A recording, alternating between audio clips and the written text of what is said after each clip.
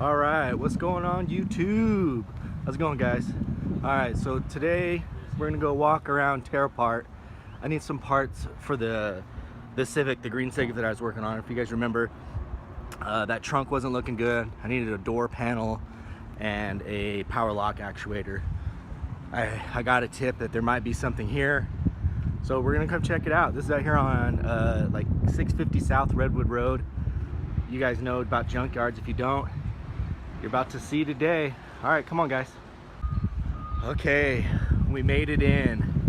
It was about $1 to get in, and you kind of tell them what you're looking for, and they'll give you a little printout that looks like that, and it'll tell you what cars they have, what rows they're on, what they are, and it looked like there was quite a few green ones, so we might be in luck today. I'm excited, but this looks like the old American truck row. Bunch of old Cadillacs and shit. Bunch of old crap. How's it going? It never gets old having to film in front of people.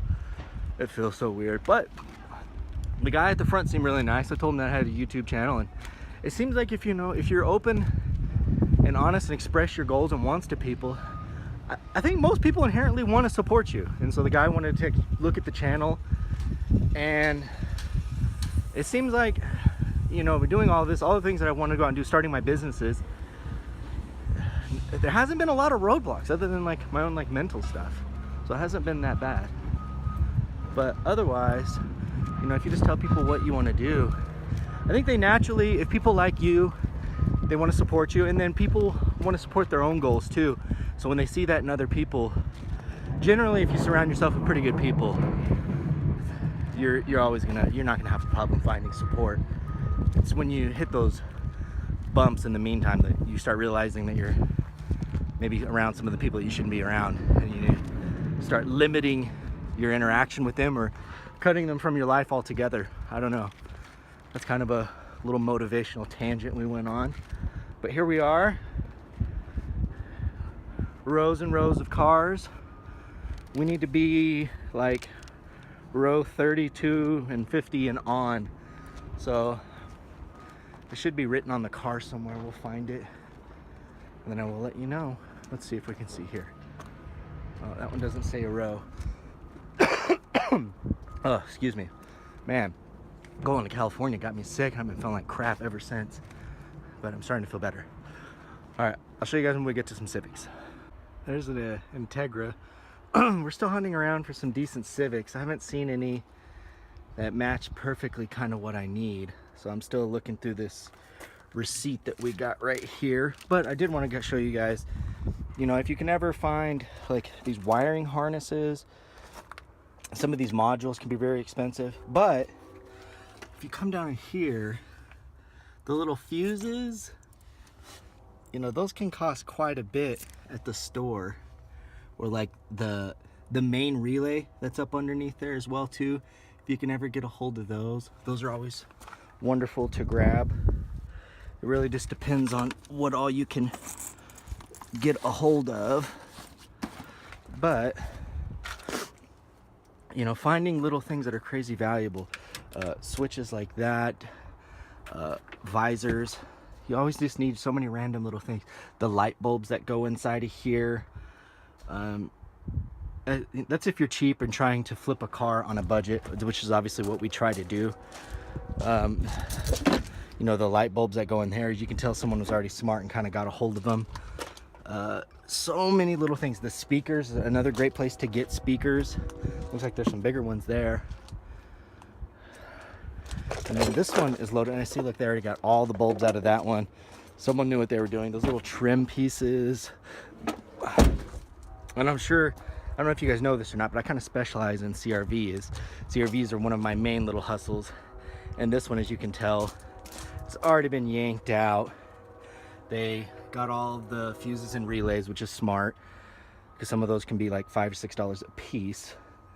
But what they didn't grab on this one, some of these lines can be very valuable, or like the fuel lines that run to the back are pretty sought after. They start to rust on some of these cars, but this car actually still has good mounts left in it, and not only mounts, but the bolts left to the mounts. Very usable. Same thing with some of these little EGR solenoids for like the evap canisters when people, their emission systems start going bad. And let's see if I can show you guys this one. And behind there is like the fuel filler tube and all the little hoses that run from the evap canister and purge canisters of the gas tank. Those, again, those are pretty valuable too. All right, see you guys in a minute. Man, be careful walking around these places. I almost got jacked up by that freaking shift linkage. That sucked. All right, well, it's pretty beat to shit, but we found a 2000 Civic coupe with power locks. It's been pretty much gutted, but the door works, and it's an electric actuator, so I think this is what we need. We'll go about getting it yanked apart and seeing if we can salvage much of it. Hopefully, you know, try to be gentle taking it all out. But as you can see, man, this thing has been banged up on all sides. So we're gonna have to be a little creative on getting it all out, because like I said, it's a little difficult. It's down in there is the stuff that we need. You can see it right there. So there's like a bolt here that holds the window rail in. There's the wiring for the lock there. The random little lever rods that we have. And then there's 3 screws there. And once we get all those out, we can kind of start making progress on the rest of this crap. All right, I'll see you in a second.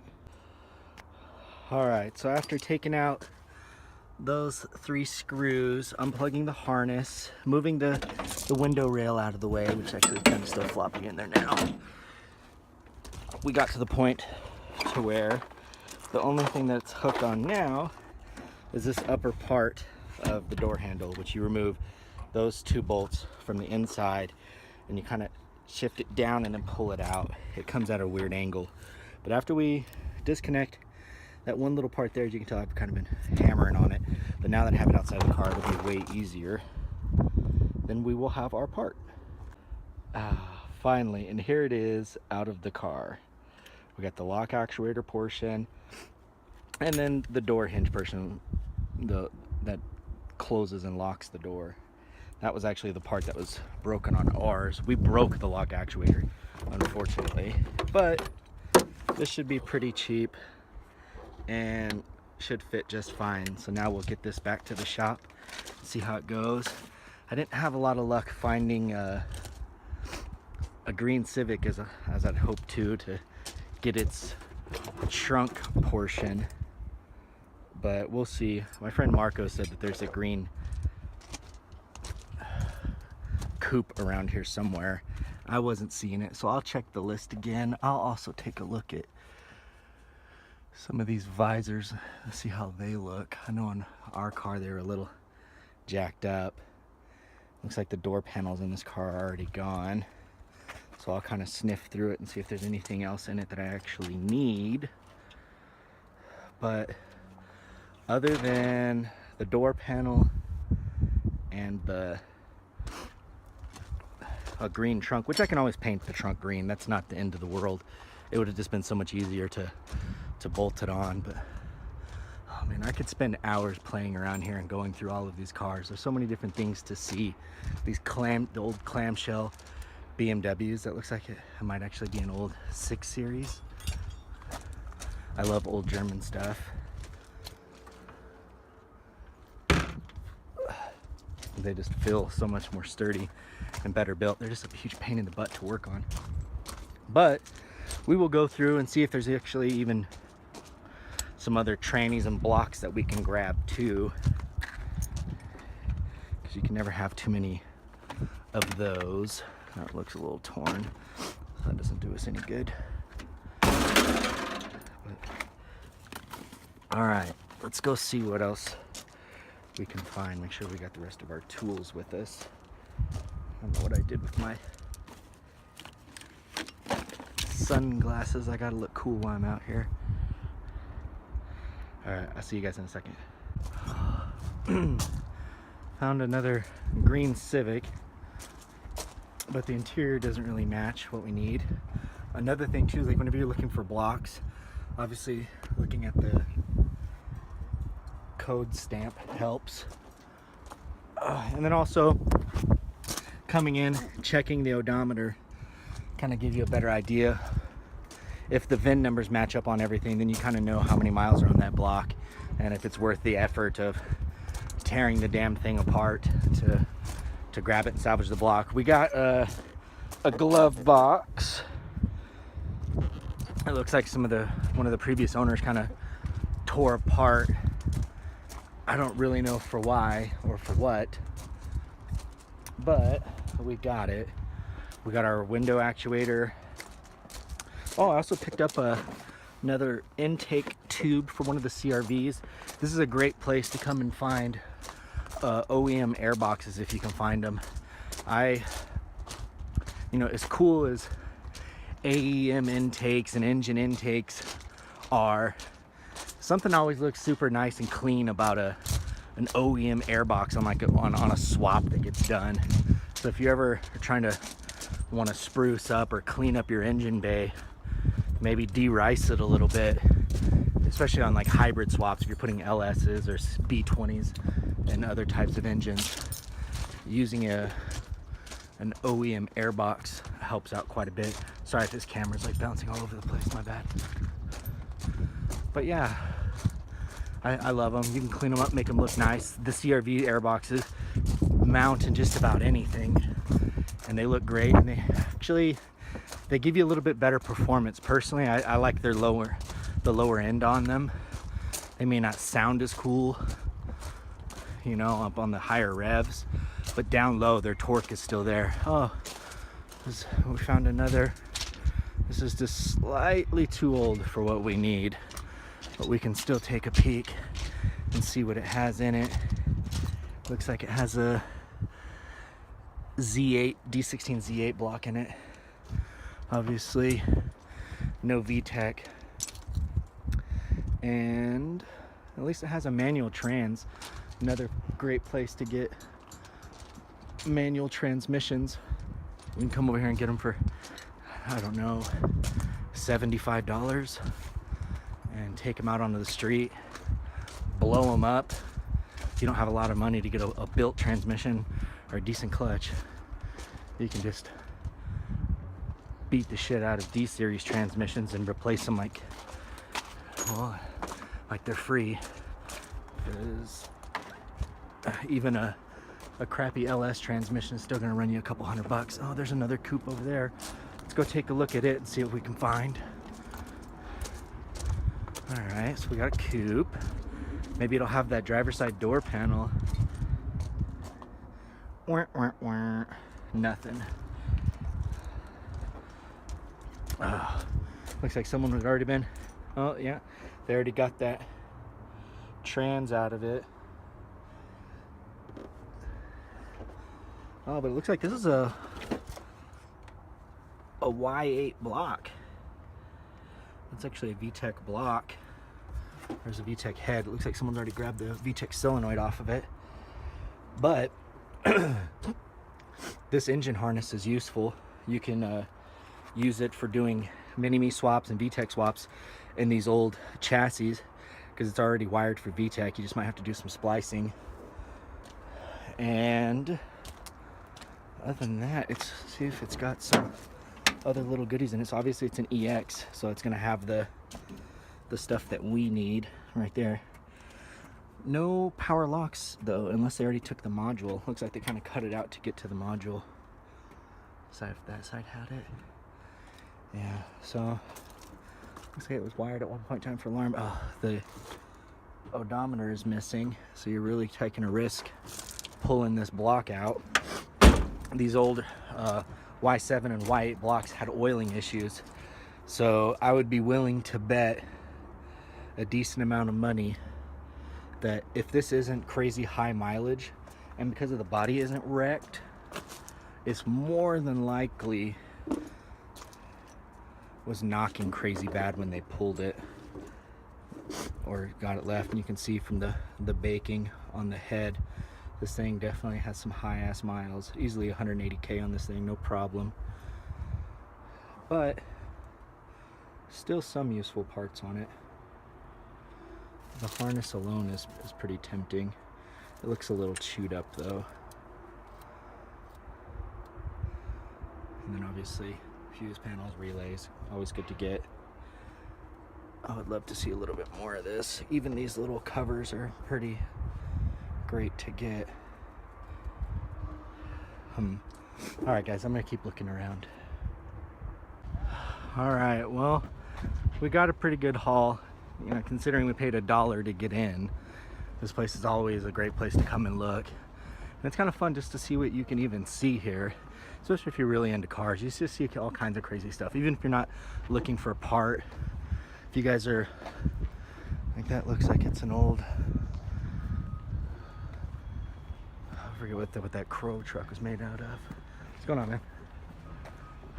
But even if you just want to get some parts, or you're not even looking at parts, you just want to come and look at cars, there's all kinds of stuff here. Some of those old ass trucks. But I don't know, great parts. We got what we needed, at least enough of it. I think we got just about everything but the door panel. We'll figure the trunk out, or maybe we'll go take a couple more trips. I did want to show you guys. So like, there's that. They help tear down other stuff. You can see torque conversion crap in there. But this is a super interesting little area. They use it to, you can come over here and mount and unmount your own tires. Especially if you just want to get the rims, or you're trying to get the tires off of it. Super cool. I like it. And then there's a nice little workbench over there. Here's the price list for everything. Let's see if we can find our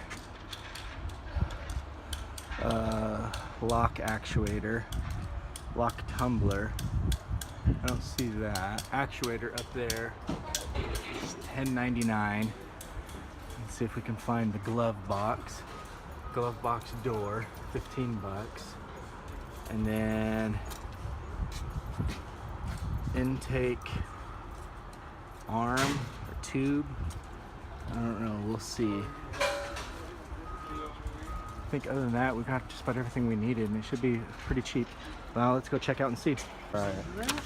Thank you. Go ahead and write that down there for me. Oh, it's right there. Yep. Sweet. I just wanted to show them the total. Total was $33.02. Not too bad. All right, just wanted to show you guys the place one last time. It's over here in Salt Lake. It looks like they have another location in Ogden too.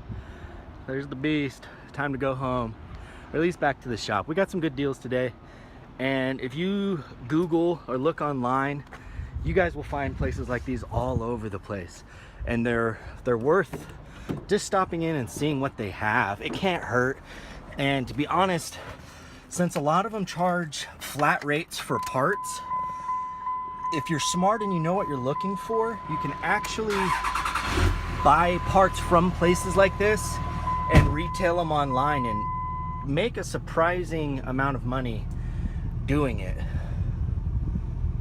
And you know, there's some guys on there online. There's a DIY Mike. I think he said he made $1,000 in 3 months. And well, I do it just to flip cars, but I've been debating going through there and grabbing blocks and starting to rebuild them and retailing them online. Especially now that I'm seeing guys like VHB Engines. If you haven't checked him out, check him out online. He has some really cool videos on how to build cool cars for cheap, especially D-series engines. He has some really good ideas on cheap rebuilds for like forged bottom ends, D-series Vitara pistons. You know, for 400 horsepower and under, and you can rebuild these things for next to nothing. You pick up a block here, you can get your Civic scooting for not a lot of money. It's a good idea. We're actually I'm debating building one for the channel just to do it. Why not?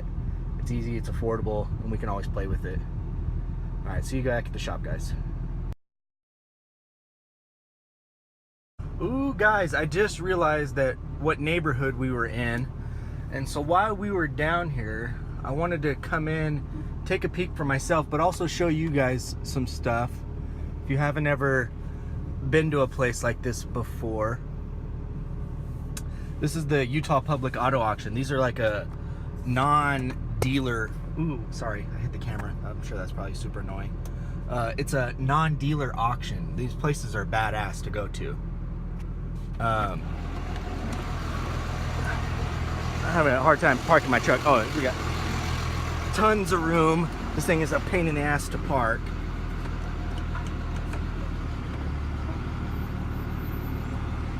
All right, we're here.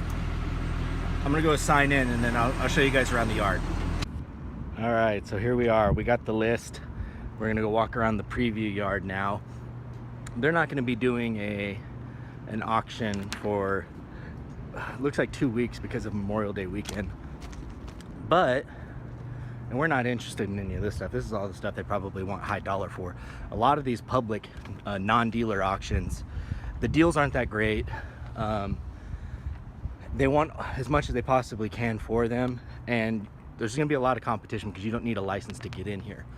But if you come, rather than maybe having a particular one car in mind, if you go through this list, I'll show you here in a little bit, and you find maybe 5, 6, 7 cars that you would consider, know beforehand, come and check them out, start it up, see what you would be comfortable paying for it. Like this looks like an ultra sport Audi. I don't think most people even know what these are. This one has 128,000 miles. It's an ultra sport in Dolphin Gray. It's very sought after, kind of rare. I don't think a lot of people will know what this is, but you can come check it out, look at it beforehand. And a lot of these, they will sell these as is beforehand. So you can do pretty well if you can either get a good deal up front or come down on a Saturday and have a nice list of them available, and then just kind of snipe some, see which ones aren't getting a lot of action, especially towards the end.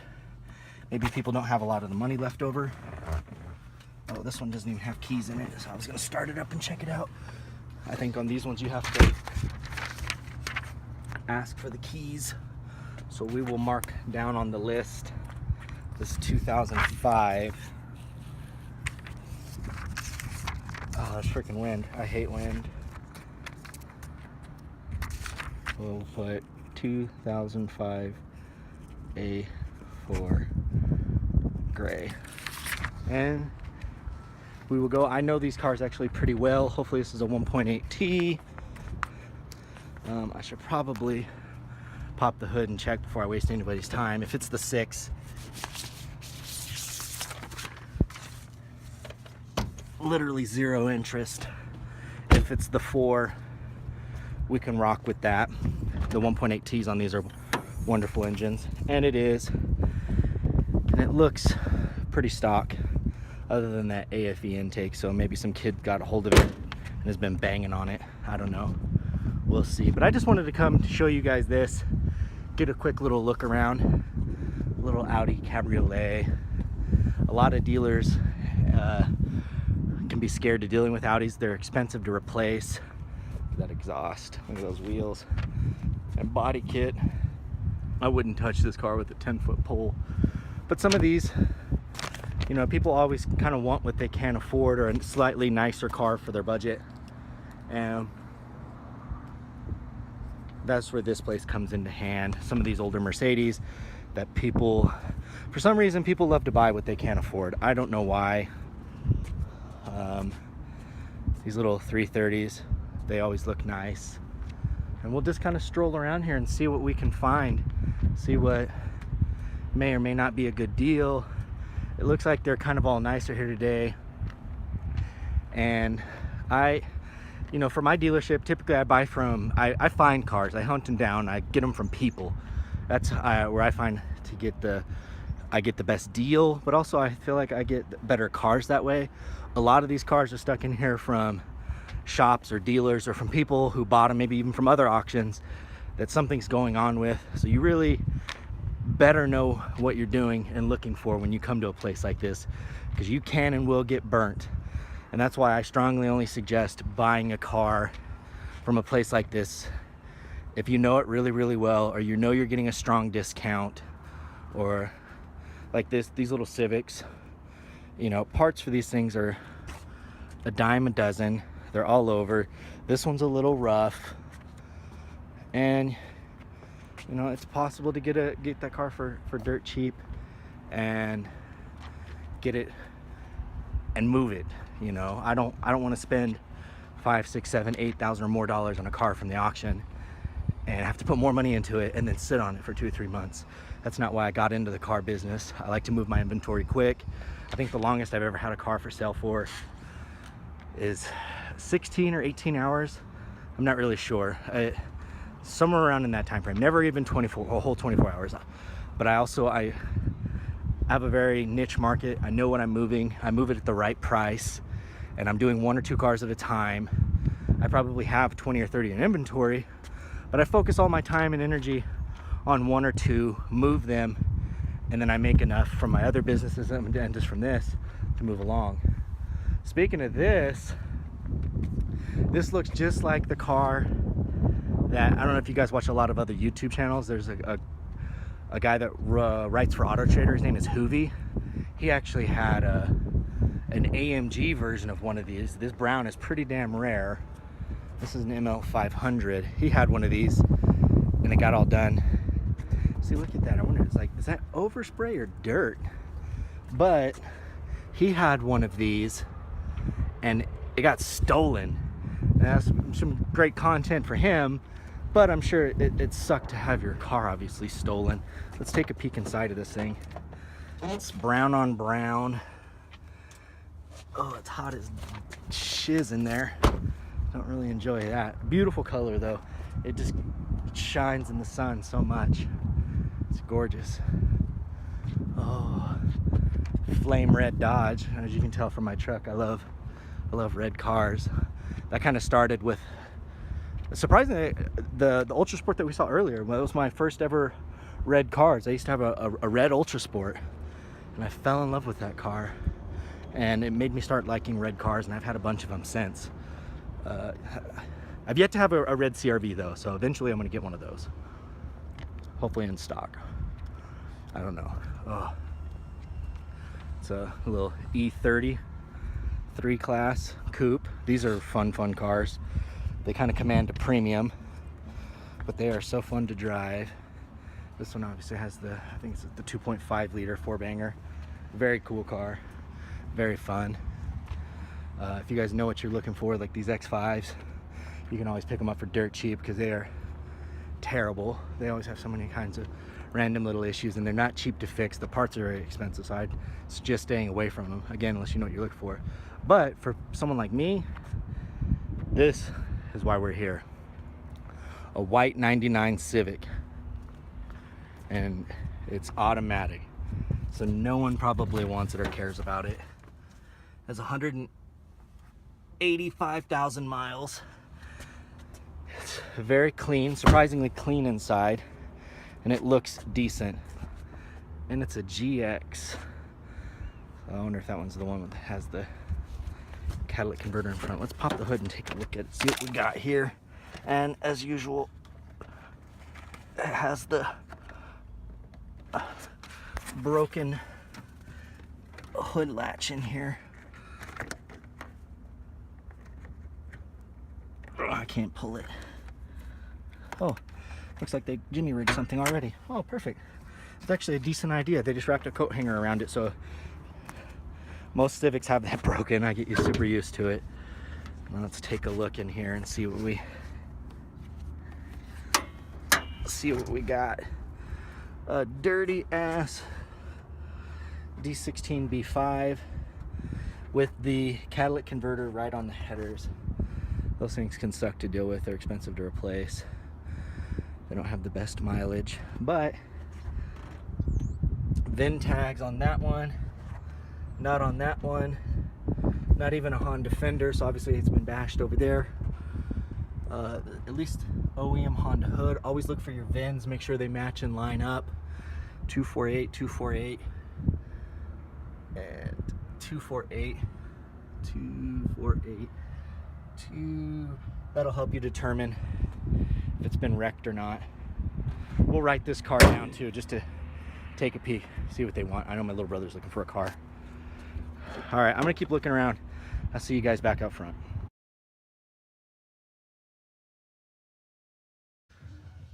All right, boys and girls, YouTube world, we're back at the shop.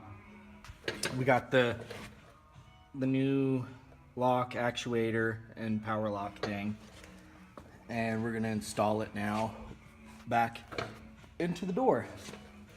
But first, we're gonna need to remove that door handle. We already removed the two 10mm nuts, so that, and normally we could just, you know, push that thing out, but what's actually holding it in is that little plate that's going around the key cylinder. So what we actually have to do to remove that, there's a little clip that goes underneath it, and there's like a little retaining clip that as we pull that out, it'll allow that piece to move freely, and then we can remove the whole door panel, or the door knob. All right, slight update. Because our new lock actually has that top rod on it, you can see it right there.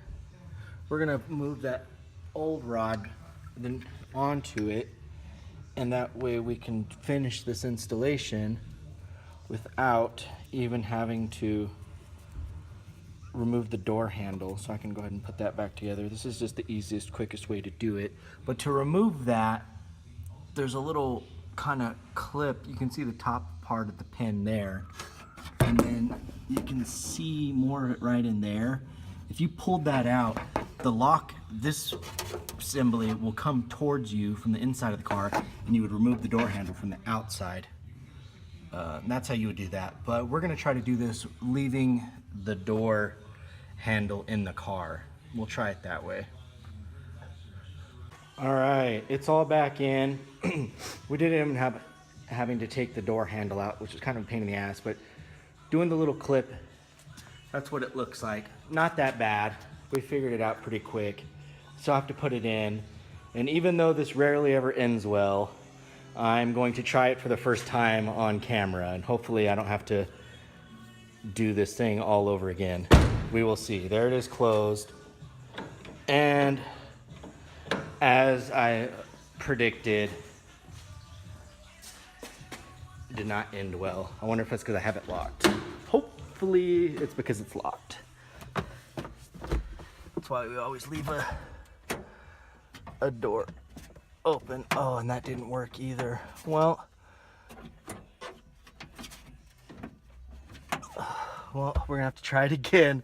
That's why you don't do things on camera. All right, now that it's actually hooked up right, let's try that again. Inside handle obviously works now, thankfully. And the outside handle works. Thank God, man, that was a pain in the butt.